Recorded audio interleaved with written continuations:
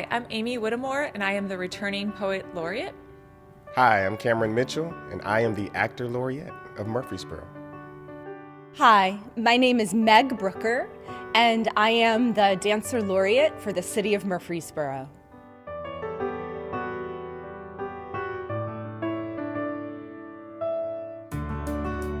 My first year as the Laureate was also the first year of a pandemic, so interesting barely covers it. What was fun, if you can have fun in a pandemic, was coming up with unique ways to connect with the community.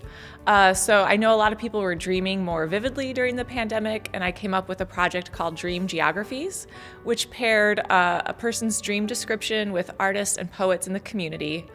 And those artists and poets responded to that dream description and created art and poetry based on it.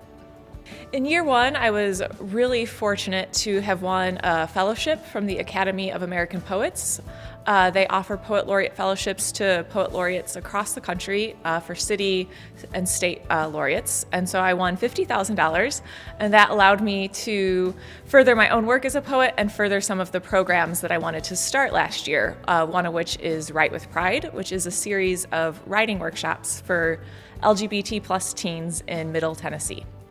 My goals for year two are to basically grow some of the programs that I started in year one, so to grow Dream Geographies and Write with Pride, and to connect with the new laureates. Our theme for 2021 is the Hope Effect, which I find a really intriguing phrase. And I'm looking forward to connecting with Cameron and Meg as we see how that theme carries our work and helps us connect.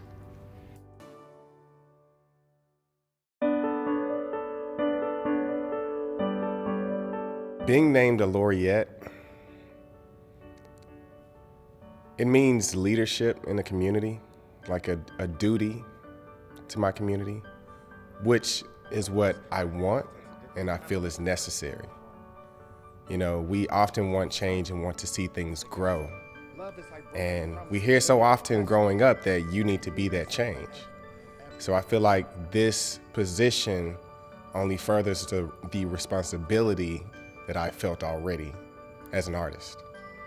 To hear the title of Actor Laureate, I hadn't heard anyone with that title before, and I think of so many situations where we want to walk a path, but we don't see it. And sometimes we have to carve that path. And I see this position as a way to carve that path for those that may want to come after me, other actors and others that may be in the arts that are wondering if their artwork is good enough, and showing them that it's possible. My goals for this year as a laureate are to really show a positive influence in the community, a transformational influence. I feel like our community needs that transformation, not to go backwards, not to stay the same, but move forward with a new, innovative, and creative mindset. And so I want to really bring a rich aspect of performing arts through spoken word performance, acting performances, and just really influence, especially the youth. I work with Southern Word, which is a nonprofit teaching literacy through poetry, and we have influenced so many youth, and they look up to us and they really want to get into the arts, but are unsure. And so I want to take that uncertainty and put it at a place where we feel that this could actually happen, that this is a stable ground, that the arts is a thriving community, that it's not going to go away, but it's here to stay. We laureates have thought about a lot of collaborative projects, and one of them being one that I've done before called Infamy.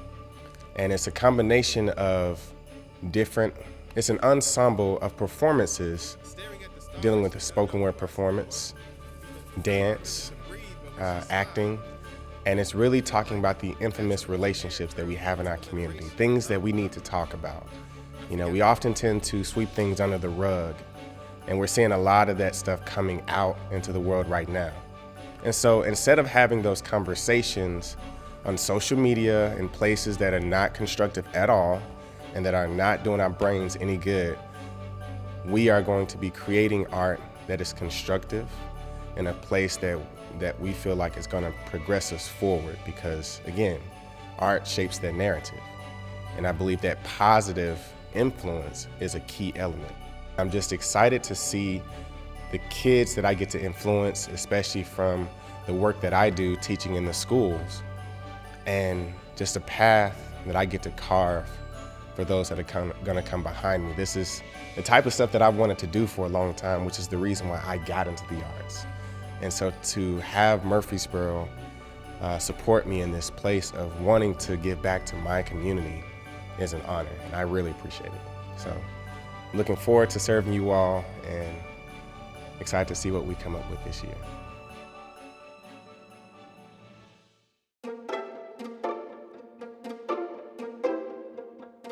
I'm so excited to be the Dancer Laureate for the city of Murfreesboro. I love dance and movement, and I'm excited to have a platform to inspire people to move, to be embodied, and to feel the joy of dancing. So my goals as a laureate this year include creating more visibility for dance in our city. I'd like to do some outdoor site-specific performances. We're interested in doing some performances in parks. I'm very excited about collaborating with my other co-laureates. I'm looking forward to making connections between local studios and dancers here in Murfreesboro, and also working to generate wider audience for dance in our city. And I'm also interested in bringing our MTSU dancers into the local community so that we are visible in the city. The arts are important to our community because they represent our humanity. The arts, our creativity, our ability to reflect our life experiences and to share our life experiences are so important. And as we're coming out of this pandemic, as we're looking to build positive and supportive community relations, the arts are the vehicle to enable us to do that. And specifically, dancing provides a way for people to come together in movement, in listening, and in a celebration of life and of joy. And those are aspects of the arts that I'm looking forward to bringing forward in my role as Dancer Laureate this year.